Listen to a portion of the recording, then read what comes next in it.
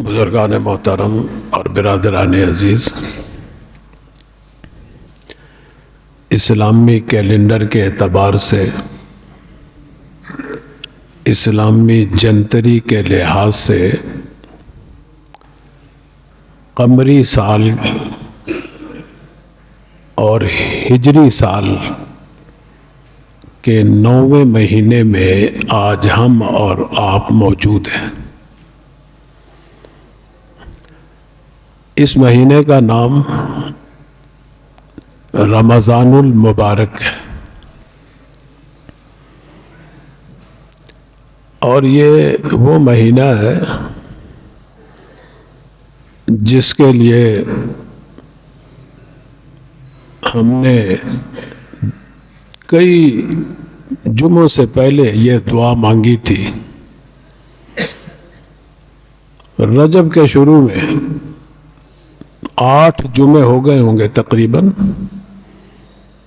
اللہم بارک لنا فی رجب و شعبان و بلغنا رمضان،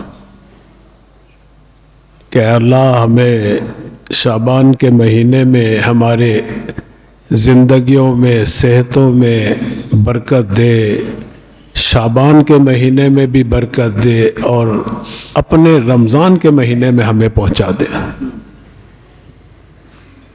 یقیناً اللہ تعالیٰ نے میری اور آپ کی دعا قبول فرمائی، اور آج اس کے دربار شاہی میں ہم سب حاضر ہیں۔ اس حاضری پر ہم جتنا بھی اللہ کا شکریہ ادا کریں اتنا ہی کم ہے۔ کیوں؟ کہ بہت سے بھائی ہمارے 1 مہینے پہلے ہم سے جدا ہو گئے، کوئی 2 مہینے پہلے جدا ہو گئے، کوئی 2 دن پہلے جدا ہو گئے۔ ہر روز ہم جنازے پڑھتے ہیں،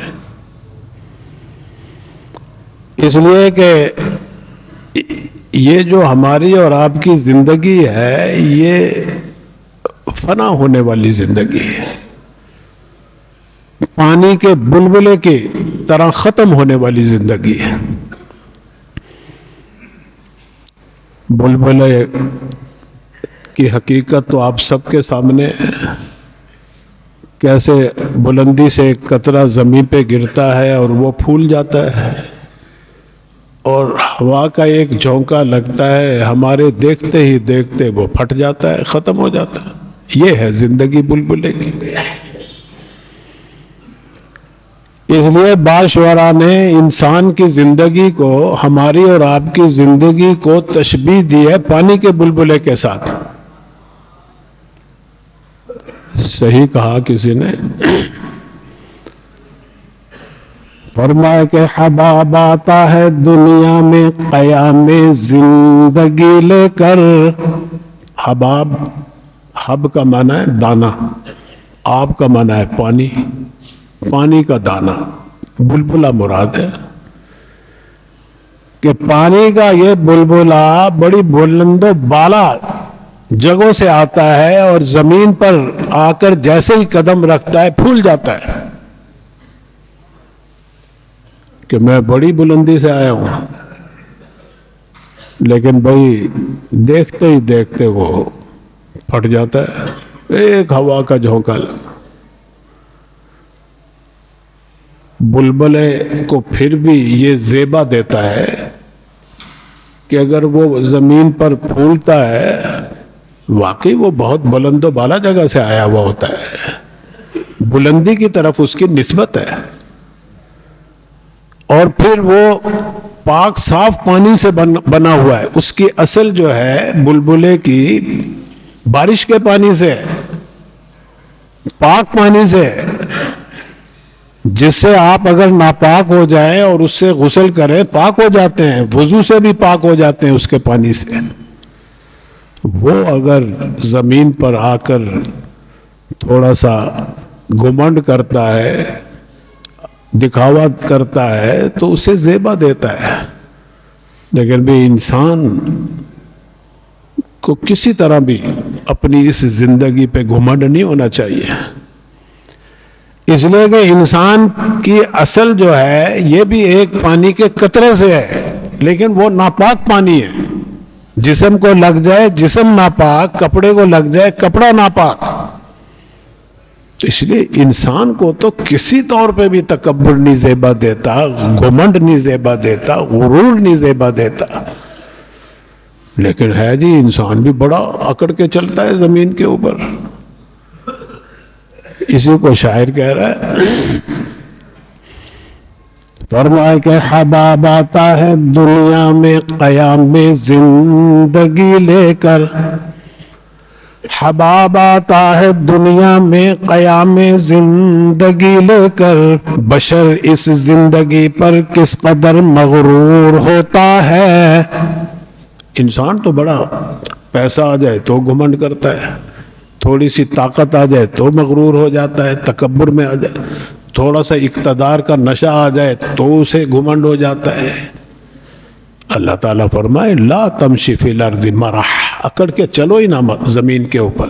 زمین بھی میری ہے، زندگی بھی میں نے دی ہے، کسی وقت میں یہ واپس لے سکتا ہوں. وہ لیتے ہیں اللہ تعالیٰ. تو بہرحال عرض کرنے کا مقصد یہ ہے کہ اس پانی کے بلبلے کی طرح فنا ہونے والی، ختم ہونے والی زندگی میں اللہ تعالیٰ نے مجھے اور آپ کو، ہم سب کو ایک موقع پھر اور دے دیا اپنے اس مہینے میں کہ ہم اپنی بخشش کروا سکیں، مغفرت کروا سکیں، اپنے گناہ معاف کروا سکیں. اس پر ہم جتنا بھی اللہ تعالیٰ کا شکر ادا کریں اتنا بھی کم. میں عام طور پر ان لفظوں سے اللہ کا شکر ادا کرتا ہوں. فرمائے کہ شکر للہ کہ نہ مردے مرسیدے بدوست. شکر للہ کہ نہ مردے مرسیدے بدوست. آفری باد بری ہمت مردان ماں. کہ یا اللہ تیرا لاکھ لاکھ شکر ہے کہ تو نے ہمیں مردہ نہیں کیا، ہمیں موت نہیں دی، اور پھر اپنے اس محبوب مقدس محترم مہینے میں ہمیں پہنچا دیا. اس توفیق پر ہم آفرین کہتے ہیں، تیرا شکریہ ادا کرتے ہیں. اور اللہ کا قانون ہے کہ تم جتنا میرا شکریہ ادا کرو گے اتنی نعمتیں زیادہ دوں گا میں. خود قرآن کریم کے اندر اللہ نے یہ قانون بیان کیا ہے.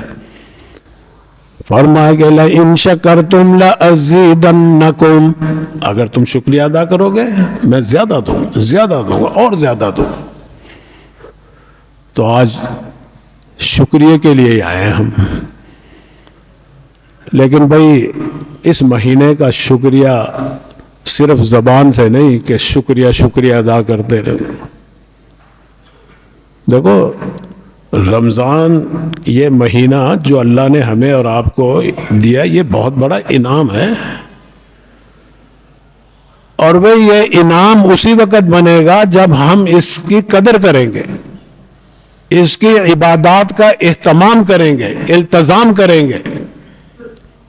ورنہ تو بھائی سارا مہینہ ہم رمضان رمضان رمضان پکارتے رہیں، سوائے محرومی کے کچھ نہیں حاصل ہوگا. حدیث میں آتا ہے، سرکار دو عالم صلی اللہ علیہ وسلم فرماتے ہیں کہ اگر مسلمانوں کو اس مہینے کے بارے میں علم ہو جائے کہ اللہ تعالیٰ کے ہاں اس کی کیا شان عظمت ہے، کیا قدر و قیمت ہے، اس مہینے کے اندر عبادت کرنے کی کیا اللہ کے ہاں ویلیو ہے، اللہ تعالیٰ کس نظر سے اس کو دیکھتے ہیں، اور کیا اس پہ اجر و ثواب اور جزا اور بدلہ دیتے ہیں. سرکار فرماتے ہیں کہ میری امت کے لوگ یہ تمنا کریں کہ یا اللہ سارا سال رمضان رہے. حالانکہ ہر شخص اس بات کو سمجھتا ہے کہ سال کے روزے رکھنے کار دارت ہے، بہت مشکل ہے. مہینے کے لیے رکھتے ہم تو، سال تو بہت بات. لیکن بھی اس کی عظمت کی بنا پر اگر پتہ چل جائے ہمیں تو ہم بھی یہی تمنا کریں گے کہ یا اللہ مہینہ نہیں، ہمیں تو 12 مہینے ہی رمضان کے کر دیں. لیکن بھائی اللہ تعالیٰ نے ہمیں پیدا کیا، ہماری فطرت کو بھی پیدا کیا. اللہ کو علم تھا کہ یہ 12 مہینے کے متحمل نہیں ہوں گے، تو اللہ تعالیٰ نے 1 مہینہ دیا اور اس کی نسبت اپنی طرف کی ہے. رمضان و شہر اللہ، رمضان اللہ کا مہینہ ہے، حالانکہ سارا 11 مہینے بھی اللہ نے پیدا کیے ہیں، اللہ ہی نے بنائے، لیکن ان 12 میں سے 1 مہینے کی نسبت اللہ تعالیٰ اپنی طرف کر رہے ہیں. رمضان و شہر اللہ. اب اس سے کیا پتہ چلے گا ہمیں؟ اس مہینے کی عظمت کا علم ہوگا ہمیں. جب اللہ تعالیٰ اس مہینے کی نسبت اپنی طرف کر رہے ہیں، اور دنیا کا قانون ہے، مسلمہ اصول ہے کہ جب تم کسی چیز کی نسبت کسی بڑے چیز کی طرف کرو گے تو اس کی بڑائی کا اثر اس چیز میں بھی ضرور آئے گا. اللہ تعالیٰ کی ذات اقدس سے بڑھ کر کون سی عظمت والی چیز ہے؟ نہیں ملے گی آپ کو. اس نے نسبت کی ہے اس مہینے کے اپنے، تو اللہ کی عظمت، اللہ کی بڑائی کا اثر اس مہینے میں بھی آیا ہے. اور بھائی اس کا اگر آپ نے مشاہدہ کرنا ہو نا کہ اس مہینے میں جو نسبت اللہ نے کی ہے تو اس سے کیا اس مہینے کے اندر اثر آیا کہ اللہ تعالیٰ کی جو خصوصی تجلیات الہیہ ہیں وہ اس مہینے میں نازل ہوتی ہیں اور کسی مہینے میں نہیں ہوتی. دیکھو دنیا میں روئے زمین کے اوپر اللہ کے ہزاروں نہیں لاکھوں گھر ملیں گے آپ کو، یہ بھی اللہ کا گھر ہے، لیکن ایک گھر ایسا ہے جس کی اللہ نے اپنی طرف نسبت کی ہے، بیت اللہ، کعبۃ اللہ. ساری روئے زمین پر جو رحمتوں کا نزول، جو جلال اور جمال اس گھر پہ اللہ کا نازل ہو رہا ہے 24 گھنٹے، وہ اور روئے زمین پہ کسی جگہ نہیں نازل ہوتا. بالکل اسی طرح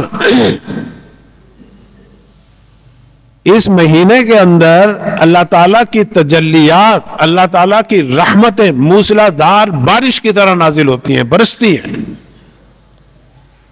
اور لوگ جن کو اللہ نے دل کی آنکھیں دی ہیں، جن کو صاحب بصیرت آپ کہتے ہیں، اپنی آنکھوں سے دیکھتے ہیں، وہ مشاہدہ کرتے ہیں اس مہینے میں اور اللہ کی رحمتوں سے مستفید ہوتے ہیں، فیوز و برکات حاصل کرتے ہیں. وہ اس کی کسی گھڑی کو ضائع نہیں ہونے دیتے، اس لیے کہ ان کی دل کی آنکھیں دیکھ رہی ہوتی ہیں. یہ آج جو اس جمعے میں حال بھرا پڑا ہے، یہ بھی اسی کی خصوصی رحمتوں کے نزول کا مشاہدہ کر لو تم. ورنہ کون آتا ہے اس وقت؟ وہ تو جمعے کی جب اذان دوسری ہوتی ہے، خطبہ ہو رہا ہوتا ہے، اس وقت لوگ آتے ہیں جمعہ پڑھنے. آج کیسے پہلے آ گیا؟ بڑے اہتمام کے ساتھ آئے خود نہیں آئے، دل میں تمہارے تڑپ پیدا ہوئی، اللہ نے تمہیں توفیق دے دی. اور بھی یہ تو اللہ کا ضابطہ ہے، سارے سال جب بھی تمہارے دل کے اندر لگن پیدا ہوگی اللہ آپ کو ضرور توفیق دیں گے، یہ اللہ کا قانون ہے. میں نے پچھلے جمعے بھی حدیث قدسی بیان کی تھی کہ سرکار دو عالم صلی اللہ علیہ وسلم فرماتے ہیں کہ میرا بندہ، اللہ تعالیٰ فرماتے ہیں، سرکار فرماتے ہیں کہ اللہ تعالیٰ فرماتے ہیں کہ میرا بندہ 1 شبر میری طرف دل سے متوجہ ہو. شبر کا معنی 1 بالشت. 1 بالشت کوئی بھی میرا بندہ میری طرف اگر متوجہ ہوتا ہے تو میں پورا ہاتھ، میری رحمت اس کی طرف متوجہ ہوتی ہے. اگر کوئی میرا بندہ 1 ہاتھ میری طرف متوجہ ہوتا ہے، میں 2 ہاتھوں سے اس کی طرف متوجہ ہوتا ہوں. میرا بندہ میری طرف چل کر آتا ہے، میں اس کی طرف دوڑ کر جاتا ہوں.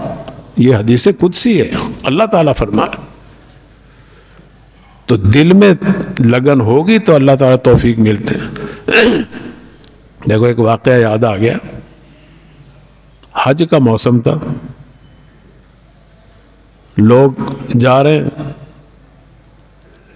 قافلے کے قافلے جا رہے ہیں. آج کل تو بائی ایئر جاتے ہیں، اس وقت پیادہ جاتے تھے، سواریوں پہ جاتے تھے، قافلوں کی شکل میں جاتے تھے.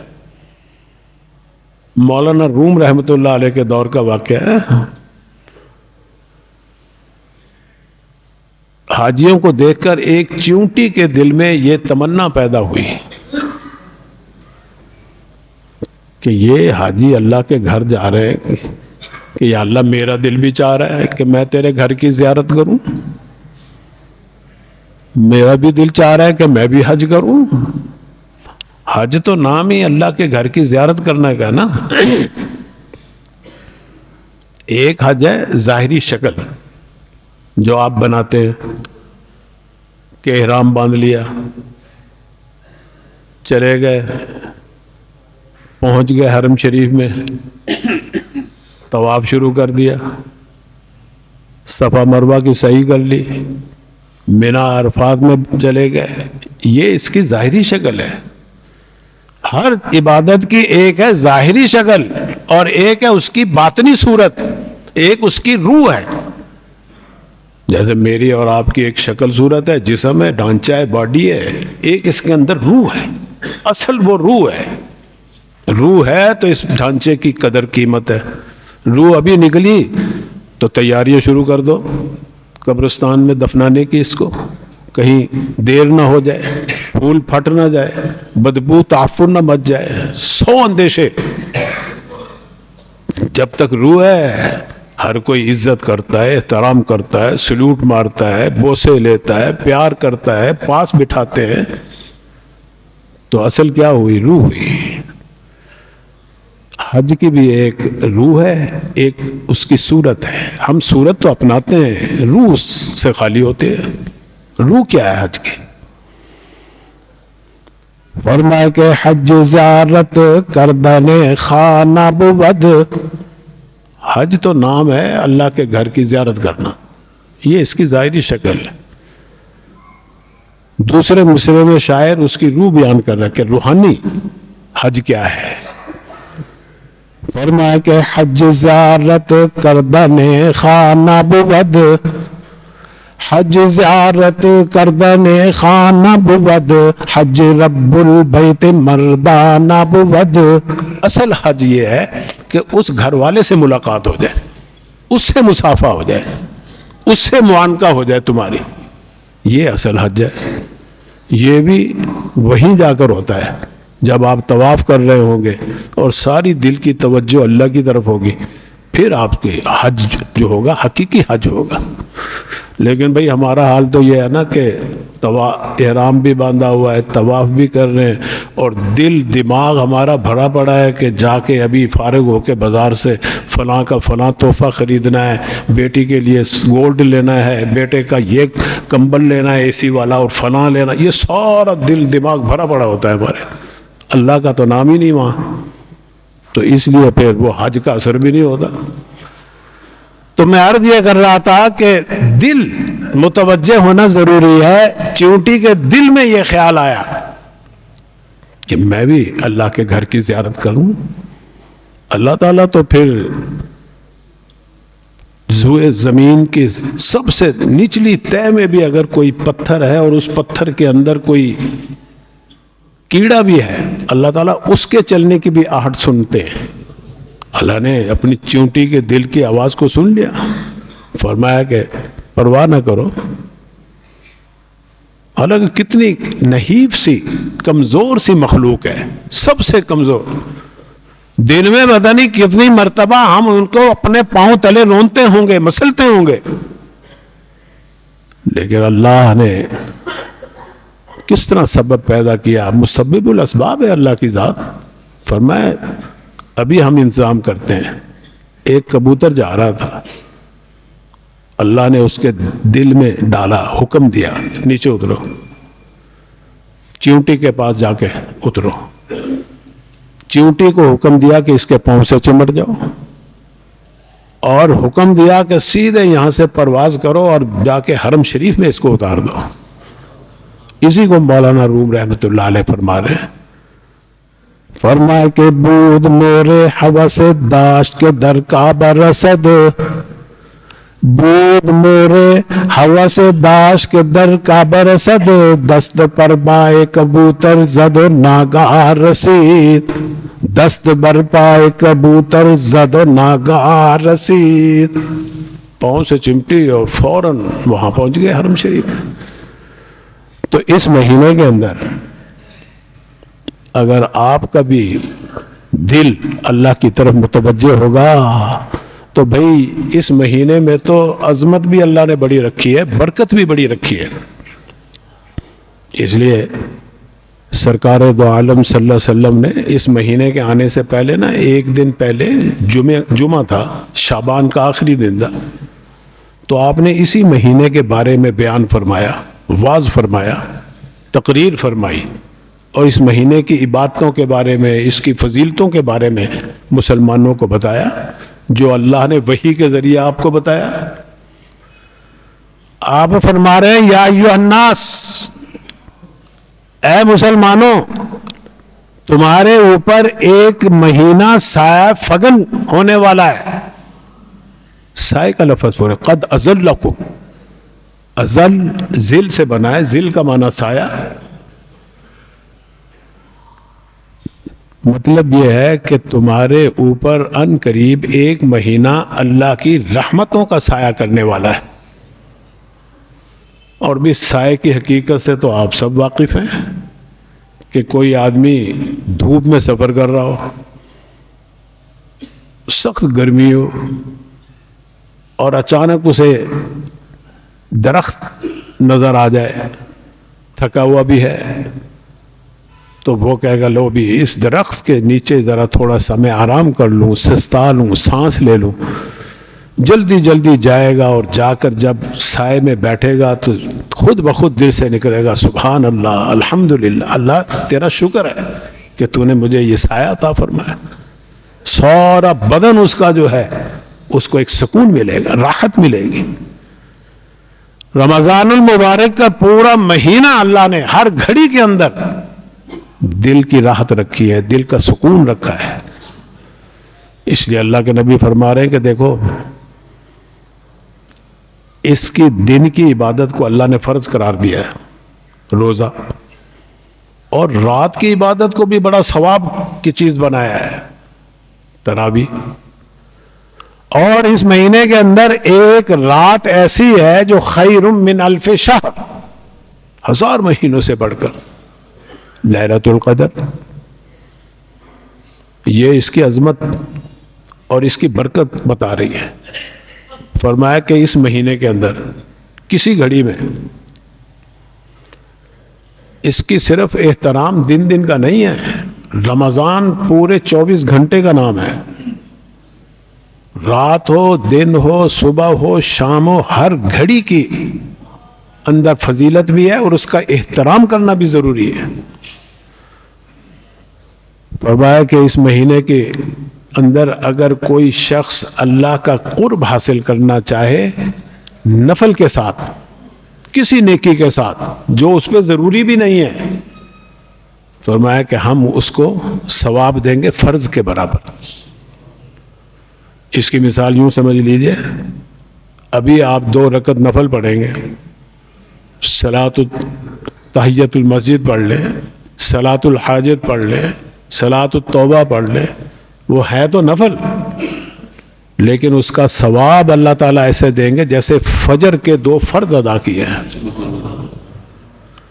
اور وہ یہ فرمایا کہ اگر تم اس مہینے کے اندر اللہ کا قرب حاصل کرتے ہو، اللہ کو خوش کرنا چاہتے ہو، تقرب الہی مقصود ہے، فرض ادا کرتے ہو، فرض ایک فرض ادا کرو گے تو 70 فرضوں کے برابر ثواب ملے گا۔